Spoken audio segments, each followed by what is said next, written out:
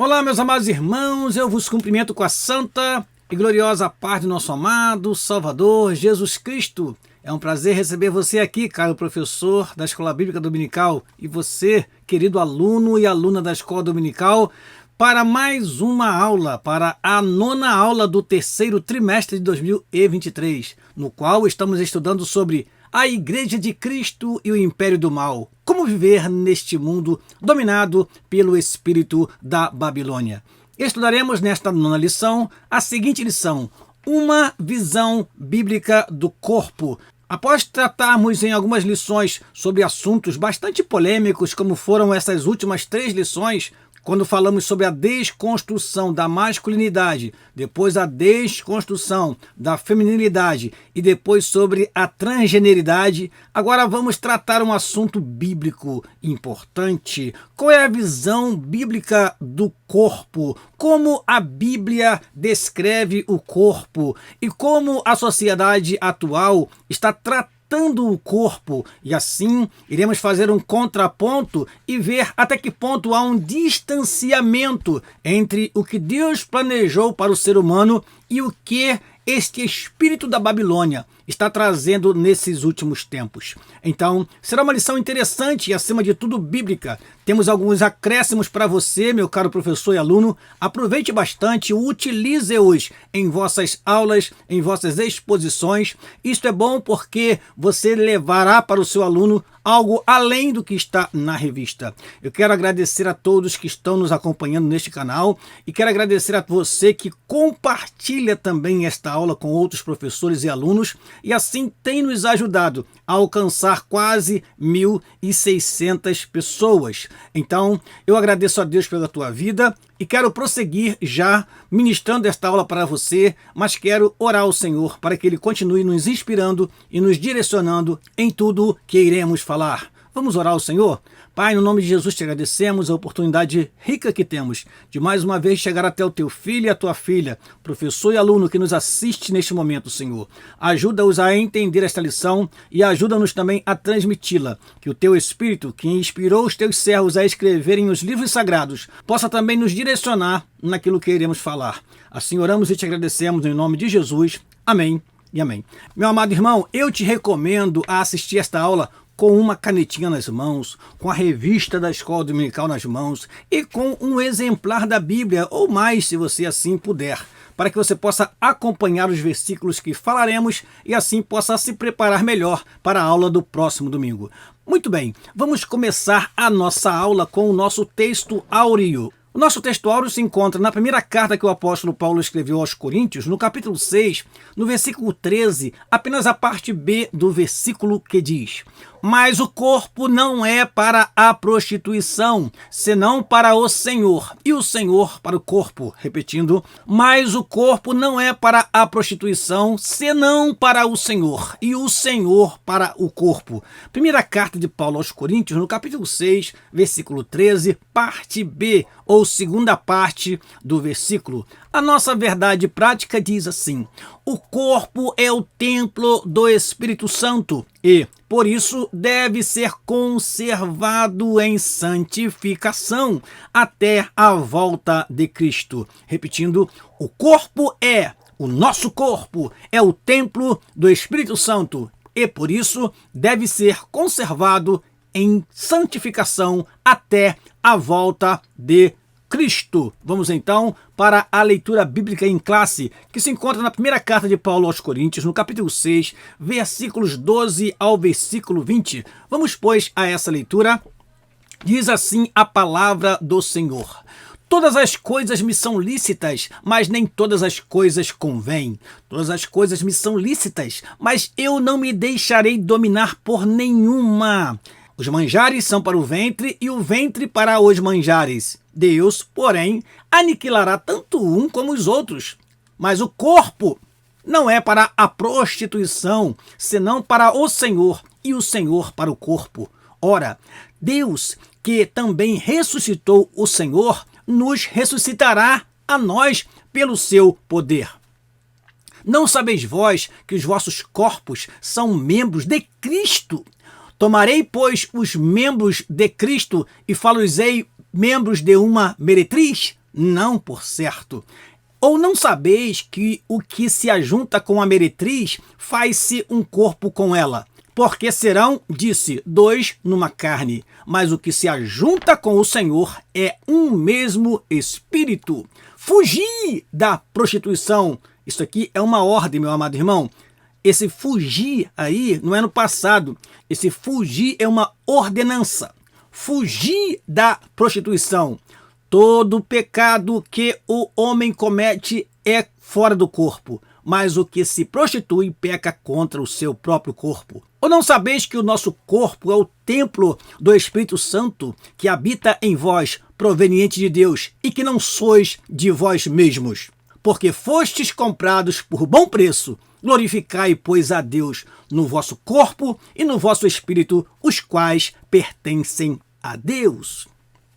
Vamos aos objetivos da nossa lição? Primeiro, ensinar a criação do ser humano. Já destaco algo para você, meu querido professor e aluno. Nós não iremos dissecar, não iremos comentar a miúde esta parte da lição, porque já falamos em lições anteriores. Vamos aproveitar e trazer um subsídio para você, e assim a aula vai ficar mais enriquecida de comentários e de acréscimos que você pode usar durante a sua aula. Segundo objetivo, expor a visão bíblica do corpo. Terceiro e último objetivo, contrapor a visão secular do corpo. Repetindo em rápidas palavras, ensinar a criação do ser humano, expor a visão bíblica do corpo, contrapor a visão secular do corpo são os objetivos da nossa lição. Vamos então à nossa introdução. Deus criou o ser humano para o louvor da sua glória. Em vista disso, ele espera do homem regenerado uma vida de santidade. A Bíblia diz, sede santo, porque eu, o Senhor, sou santo. Isso nós temos no Antigo Testamento, esta ordenança da santidade, e também no Novo Testamento nós temos Deus exigindo do seu povo santidade. Contudo, os conceitos seculares propagam uma forma de vida independente dos preceitos divinos. Nesta lição, vamos estudar a criação do homem e as características do corpo humano nas Escrituras e correlacionar esse tema com a visão secular do corpo hoje. Nossa finalidade é apresentar a visão bíblica do corpo, seu propósito e sua glorificação final. Eu chamo a atenção do caro professor e aluno para esse detalhe muito importante. A escola dominical é Escola Bíblica Dominical e nós temos um compromisso com a palavra. Não temos compromisso com os conceitos humanos que mudam de tempos em tempos. O nosso compromisso é com a palavra de Deus que permanece para sempre. Salmo 119, versículo 89. Assim, a nossa base é sólida, fiel e verdadeira. A santa e poderosa, inerrante e inspirada palavra de Deus. Continuemos então, vamos ao primeiro tópico da lição, a criação do ser humano. Vamos lá? A origem da raça humana. O homem é o único ser vivo criado à imagem e semelhança de Deus. Por isso, nossa declaração de fé ensina que fomos criados por um ato sobrenatural imediato e não por um processo evolutivo. Assim, o homem, Adão, foi formado do pó úmido da terra.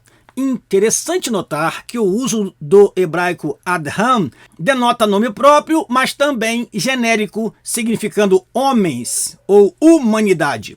Eu quero desde já destacar algo importante nesta parte da lição.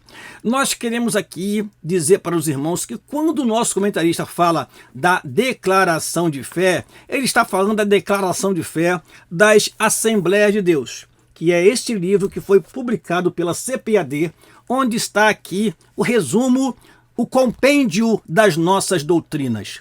Eu quero, com muito respeito aqui à CPAD e aos nossos irmãos da Assembleia de Deus, dizer que nós não podemos nos ater pura e exclusivamente a este livro, porque a nossa aula ela não se restringe aos crentes da Assembleia de Deus.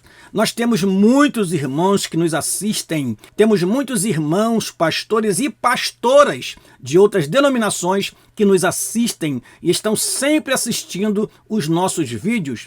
E eu quero aqui dar esta palavra inicial para vocês. Nesta primeira declaração da revista, haverá outras declarações semelhantes a esta, mas nosso compromisso é com a palavra. A declaração de fé das Assembleias de Deus é um documento que pertence a nós, assembleianos. Mas nós queremos basear a nossa aula na Bíblia, a palavra de Deus. Ela é o livro sagrado de todas as igrejas evangélicas do Brasil e do mundo. Então, apesar de termos a nossa declaração de fé, e é algo muito útil para nós, das Assembleias de Deus, porque temos aqui o compêndio das nossas doutrinas, nossa aula aqui não se restringe aos assembleianos. Não, esta aula se estende a todos que amam a palavra de Deus e que estudam estas lições conosco. Amém? Então, temos aqui, irmãos, um resumo do que foi a origem da raça humana. E como disse a vocês, nós já estudamos em lições anteriores, não queremos ser aqui repetitivos. Continuemos então. Logo, Adão foi o primeiro homem a ser criado e Eva a primeira mulher formada do corpo de Adão. Já falamos isso em aulas anteriores com bastante detalhes. Além disso, homem e mulher são descritos como criaturas da terra, porém Deus soprou em seus narizes o fôlego de vida. Ele não fez isso com os animais. O sopro de Deus foi a outorga do nosso espírito e isso nos distingue dos demais seres criados. Então, amados irmãos que estão nos ouvindo, qual é a grande diferença entre o homem e os animais? Deus disse, produza a terra animais segundo a sua espécie, mas o homem não. O homem foi, façamos o homem segundo a nossa imagem e conforme a nossa semelhança. Essa imagem e semelhança de Deus não tem nada a ver com o corpo físico, porque Deus é espírito. Então a imagem e semelhança de Deus está naquilo que é imaterial do homem, mas é claro, se expressa através do seu corpo. Assim, o homem é um ser moral, um ser responsável. O homem é um ser que tem em si espírito e alma outorgados, dados por Deus. É interessante que os animais e os homens foram feitos alma vivente, mas Deus não soprou nas narinas dos animais. Deus fez o homem de forma especial, por isso ele é considerado a coroa da criação. Então, esta distinção está na parte imaterial. Assim, nós concluímos que Deus fez o homem completamente diferente e assim ser ele o grande administrador da terra e não apenas um ser resultado de um processo evolutivo. Continuemos. A constituição do ser humano é a segunda parte da lição. Nossa declaração de fé, mais uma vez aqui o nosso comentarista cita a declaração de fé das Assembleias de Deus, professa que a natureza humana consiste numa parte externa, o corpo ou a carne, chamada de homem exterior, e uma parte interna, denominada de homem interior, composta de espírito e alma. Amados irmãos, esta é uma visão tricótoma, mas existe também uma visão dicótoma, ou seja, alguns defendem que espírito e alma são a mesma coisa, e assim veem o homem como corpo e espírito. Não há nada de equivocado ou errado nisso. Porém, nós temos versículos na Bíblia como 1 Tessalonicenses capítulo 5, versículo 23 e Hebreus capítulo 4, versículo 12, que nos fala de três partes constitutivas do homem. Hebreus 4:12 chega a falar de divisão da alma e do espírito. E assim, nós, das Assembleias de Deus, acreditamos e defendemos a ideia da tricotomia, mas respeitamos aqueles que têm uma outra visão e entendemos que isto não interfere na visão geral da Bíblia, ou seja, não é uma heresia, mas apenas uma visão de quem estuda a Bíblia, não ferindo nenhum princípio hermenêutico e exegético. Portanto, nós, das Assembleias de Deus, adotamos então a tricotomia e respeitamos aqueles que defendem a dicotomia, que defendem que o homem é dotado de corpo e espírito, enquanto nós defendemos que o homem é dotado de corpo, alma e espírito. Continuemos. Exemplo dessa estrutura pode ser observada na pessoa de Cristo. É interessante, irmãos, esse versículo, porque Lucas 23:46 diz: entrego o meu espírito. Aí o texto continua dizendo: a Bíblia de Estudo Pentecostal leciona que o nosso espírito é o componente pelo qual se tem comunhão com o Espírito de Deus. Depois, a lição fala assim: e a alma é definida pelos aspectos da mente, emoções e vontade. Em Mateus 26:38, Jesus disse, olha que interessante, eu coloquei isto para você: a minha alma está angustiada até a morte. Então o próprio Senhor Jesus, que foi homem verdadeiramente nessa terra, ele tinha espírito, alma e, obviamente, corpo, que foi levado até o Calvário e morreu na cruz por todos nós. O corpo é a parte que volta ao pó e que, no caso dos salvos, será transformado no dia da ressurreição. Na verdade, diz a Bíblia que todos os mortos ressuscitarão um dia. Daniel, capítulo 12, versículo 2, diz assim a palavra do Senhor: e muitos dos que dormem no pó da terra ressuscitarão, uns para a vida eterna e outros para a vergonha e desprezo eterno. E João capítulo 5, versículo 28 e 29 diz: não vos maravilheis disto, porque vem a hora em que todos os que estão nos sepulcros ouvirão a sua voz. Os que fizeram o bem sairão para a ressurreição da vida, e os que fizeram mal para a ressurreição da condenação. Na verdade, todos ressuscitarão. Esta é uma doutrina estudada na escatologia, que aqui não podemos dissecar, não podemos mostrar com mais detalhes, mas pela palavra de Deus, todos hão de ressuscitar e comparecerão diante de Deus.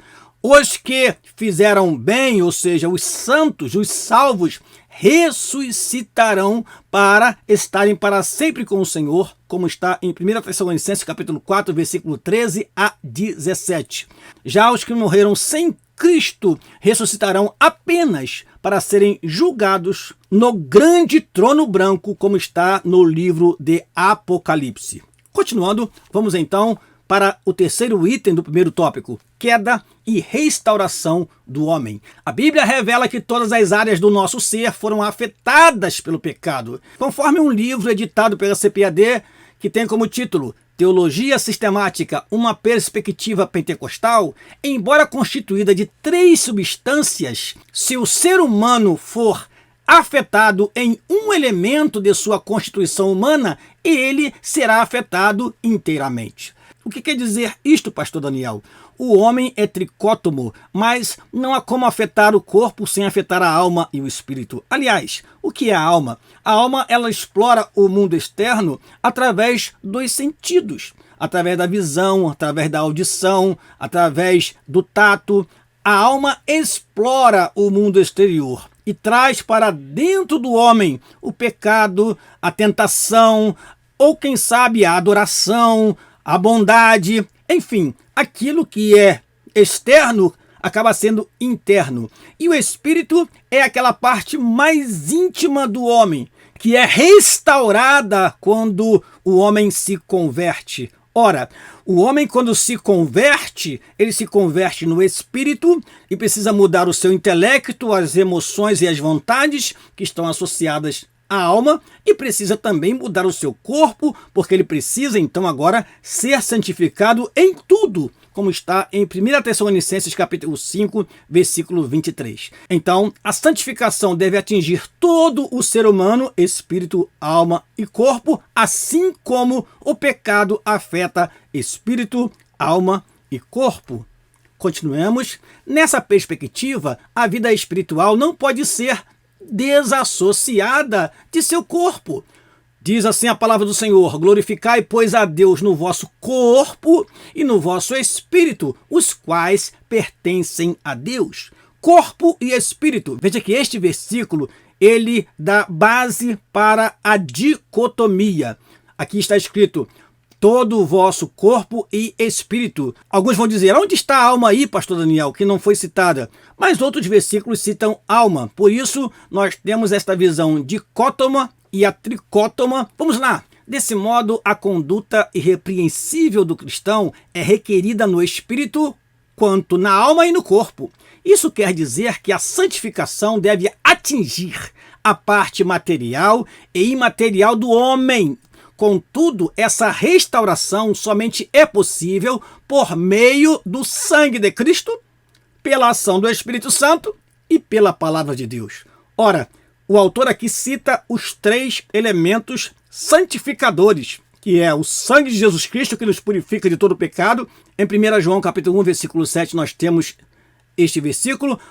Temos aqui também a ação santificadora do Espírito, como está em Hebreus capítulo 9, versículo 14, e aqui fala sobre a palavra de Deus. Nós poderíamos citar aqui João 17:17. Santifica-os na verdade, a tua palavra é a verdade. Portanto, o sangue de Jesus, o Espírito Santo e a palavra de Deus são os elementos que restauram o homem através da purificação, da transformação, da santificação, para que ele possa servir a Deus em santidade e verdade. Segundo tópico da lição, a visão bíblica do corpo. Já deixarei para você aqui um subsídio importante: definições e ilustrações do corpo na Bíblia. O corpo na Bíblia é descrito como uma casa. O corpo na Bíblia é descrito como um vaso. O corpo na Bíblia é descrito como um tabernáculo. O corpo na Bíblia é descrito como um templo. Veja esses 4 elementos: casa, vaso, tabernáculo e templo. Isso fala da fragilidade do corpo, isso fala da transitoriedade do corpo, isso fala que o corpo ele é algo que pode ser mudado, isso fala de um corpo que pode ser trabalhado no sentido de ser aprimorado, como a casa, ele também precisa ser cuidado. Assim como um tabernáculo precisa de luz e é usado para adoração, o corpo, ele precisa de luz, da luz da palavra, e deve ser usado para adorar a Deus, como um templo também usado para adoração. Agora, essas 3 últimas: o corpo é uma propriedade, pertence a Deus.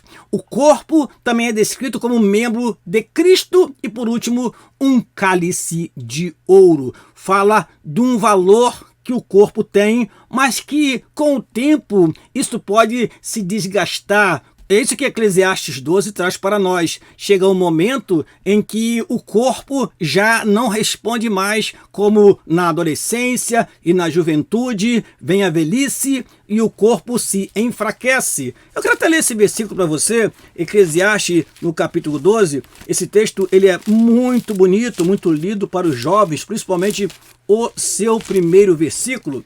Olha o que diz Eclesiastes capítulo 12.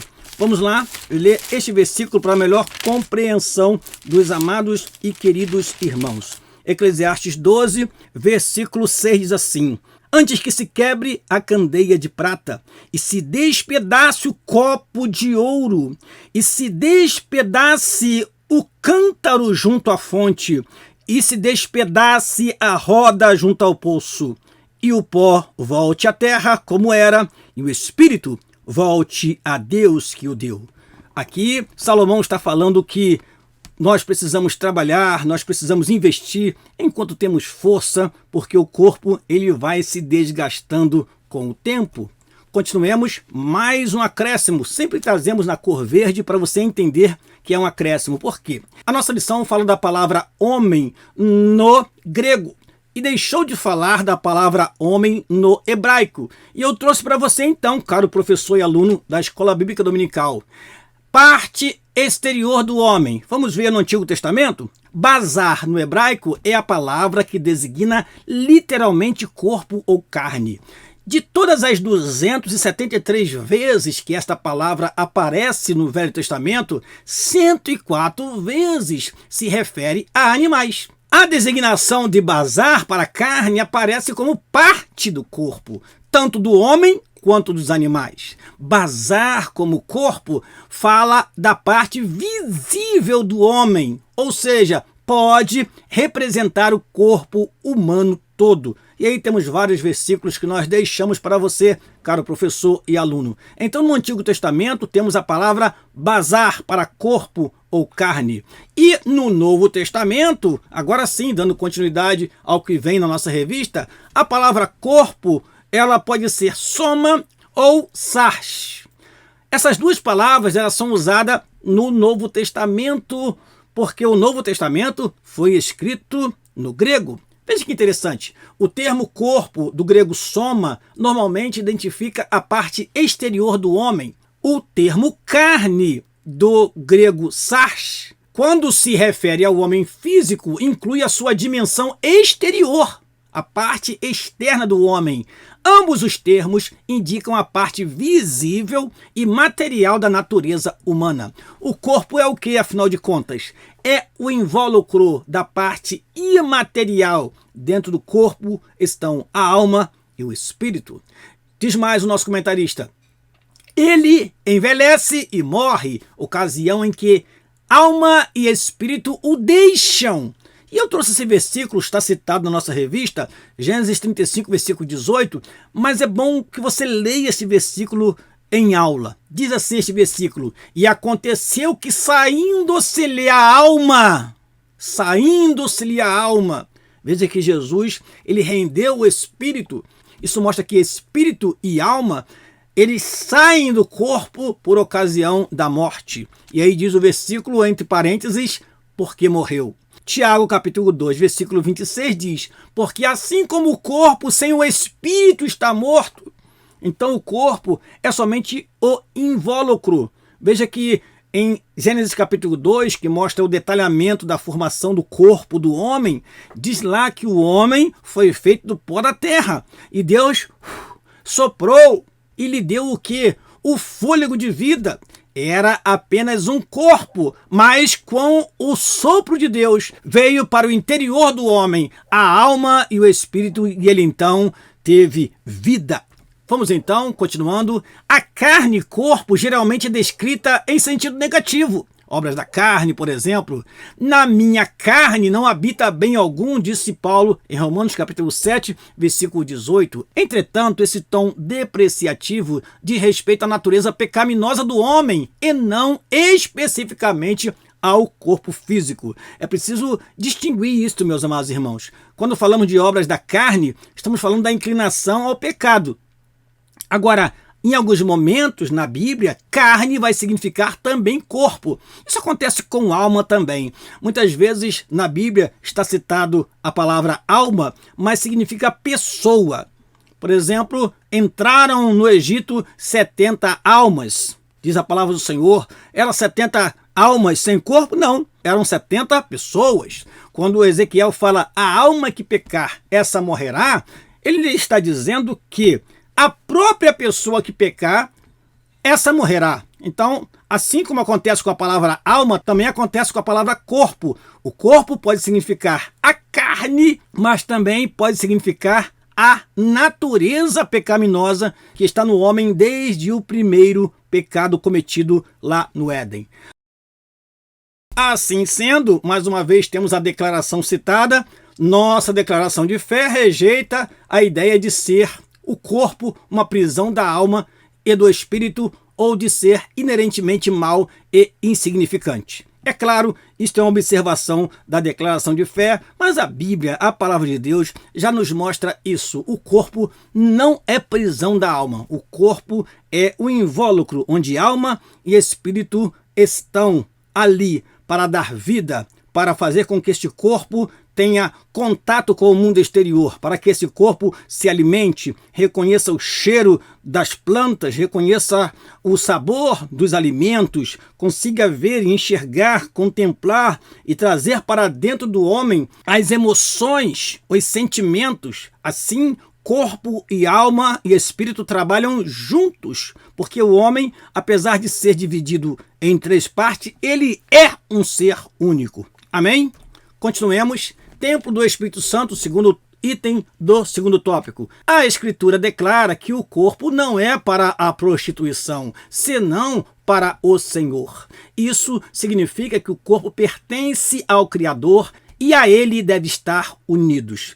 É importante, irmãos, nós não estamos aqui falando do contexto histórico, mas Paulo, quando fala isto, ele está combatendo heresias que já aconteciam naquele tempo, dizendo que a pessoa podia fazer o que quisesse com o seu corpo, que não tinha nada a ver. E essa história de não ter nada a ver se estende até os nossos dias. Até os nossos dias. Continuemos.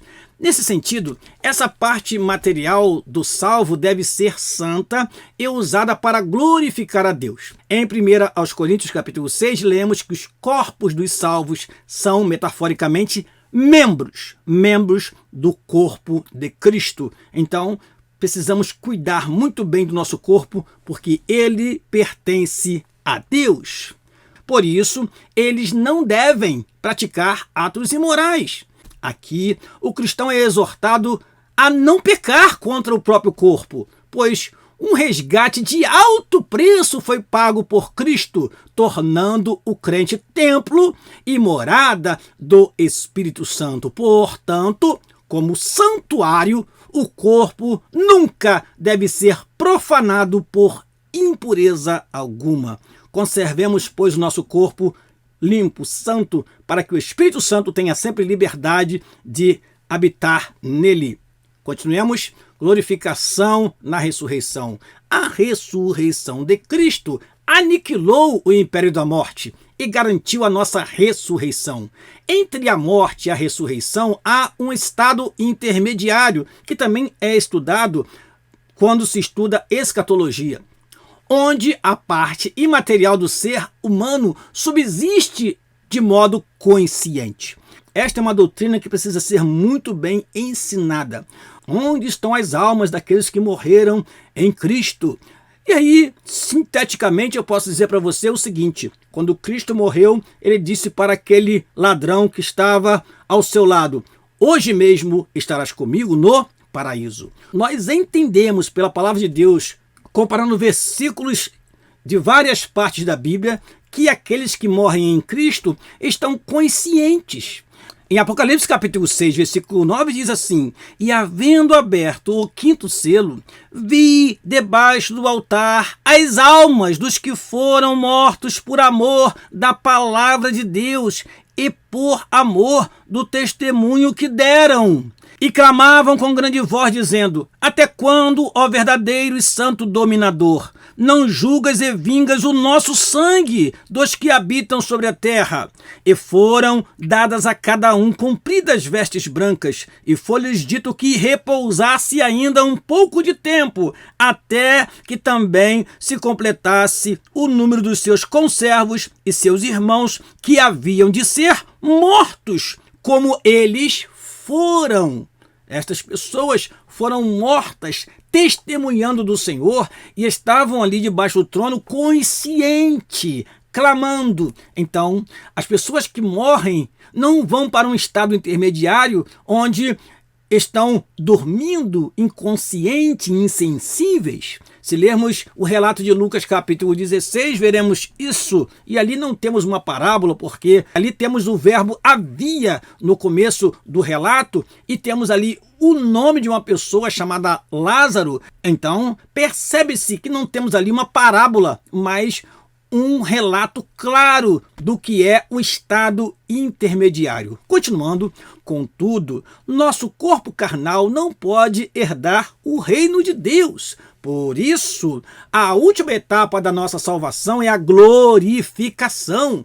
Inclui a redenção e a transformação do nosso corpo mortal conforme o corpo glorioso de Cristo. Esse evento ocorrerá quando Jesus voltar. Na ressurreição, a parte imaterial será reunida em um corpo, mas um corpo incorruptível, glorificado, espiritual e imortal. Assim, a morte é o último inimigo a ser vencido. Eu quero resumir dizendo para você o seguinte: o que a lição está trazendo para nós é que o nosso corpo, apesar de sua fragilidade, ele será transformado em um corpo glorioso, conforme temos em Filipenses, no capítulo 3, no versículo 20 e 21, que dizem o seguinte: mas a nossa cidade está nos céus, donde também esperamos o Salvador, o Senhor Jesus Cristo, que transformará o nosso corpo abatido para ser conforme o seu corpo glorioso, segundo o seu eficaz poder de sujeitar também a si todas as coisas. Amém. Vamos continuar a nossa aula e vamos para o terceiro e último tópico, a visão secular do corpo. Aqui temos alguns termos que já usamos em lições anteriores. Então, vamos passar em alguns momentos rapidamente por estes assuntos, porque é uma reprise ou um reforço daquilo que nós já estudamos. Vamos lá? Hedonismo e narcisismo. Já estudamos isso em lições anteriores. Vamos ver? Zelar e manter o corpo saudável é uma forma de glorificar a Deus. Muito bem, você cuidar do seu corpo, você está cuidando para que você possa servir a Deus melhor, para que você possa estar sempre na presença de Deus, para que você possa ter saúde, cuidar da sua família, para que você possa, tendo saúde, construir, edificar e assim dar prosseguimento à sua vida, tanto espiritual quanto social, como em família. Agora, contudo, em tempos pós-modernos de busca da felicidade, o hedonismo e o narcisismo são incutidos na sociedade. Com hedonismo, nos referimos ao estilo de vida em que a obtenção do prazer e a fuga do sofrimento são prioridades. Nesse aspecto, tudo é permitido. É o prazer como a finalidade máxima na vida do ser humano. Não importa com quem, como, onde. O que importa para o hedonista é ter prazer. Continuando, com o narcisismo, aludimos ao amor excessivo que uma pessoa tem por si própria. De acordo com essa abordagem, refere-se ao indivíduo que, de modo insensato, persegue o corpo ideal por meio da boa estética, a qualquer custo, e se porta com ostentação em busca da autorrealização e de ser admirado. As redes sociais são repletas de atitudes narcisistas. Vamos lá. Em oposição a essa cultura, Paulo ensina: todas as coisas me são lícitas, mas nem todas as coisas convêm. Segundo item do terceiro tópico, erotização e libertinagem. Ao formar o ser humano, Deus também criou a sexualidade. Portanto, não se trata de algo impuro. O pecado não está no sexo, mas na perversão do seu propósito. Nossa declaração de fé, diz o nosso comentarista mais uma vez, citando a declaração de fé das Assembleias de Deus, leciona que a relação sexual não é só para procriar, mas também para o prazer dentro dos limites do matrimônio e do uso natural do corpo. Ou seja, nós entendemos que Deus dotou o homem dessa capacidade de se relacionar intimamente para que ele tivesse prazer, satisfação mútua, homem e mulher, no seu relacionamento sexual, e também para que houvesse a procriação e a espécie perpetuasse como tem perpetuado. Ou seja, o sexo tem cumprido seu papel, trazendo à vida milhares e milhões e bilhões de seres humanos. Agora, o que o homem tem feito? O homem usou aquilo que é tão puro e tão santo de forma pervertida. E esse é o problema, e isso é pecado e abominação muitas vezes diante do Senhor. Continuemos. Todavia, em nossos dias, a erotização do corpo é explorada nas mídias, artes, músicas e literaturas. O objetivo é seduzir e estimular as práticas sexuais ilícitas. É a pornografia, é a provocação sempre presente na mídia social, levando os homens à cobiça, levando os homens a um desejo desenfreado, que nós temos na Bíblia como concupiscência. Continuemos. Como resultado, a licenciosidade, isto é, a conduta sexual desregrada e imoral, prolifera assustadoramente. Diante disso, o apóstolo Paulo adverte: todas as coisas me são lícitas, mas eu não me deixarei dominar por nenhuma. O que acontece é que os homens estão escravizados pelo sexo, os homens estão escravizados pela pornografia, os homens estão ficando escravizados pelo erotismo, e isto tem causado a destruição de muitos lares e de muitas famílias. Tomemos cuidado, porque isto é usar o corpo para a prostituição, para a imundícia. Liberdade e autonomia é o terceiro e último item do terceiro e último tópico. A Bíblia atesta que o homem é dotado de livre arbítrio. Isso indica autonomia para tomar as próprias decisões e se autogovernar. Somos livres, porém todos os nossos atos serão alvo do juízo divino.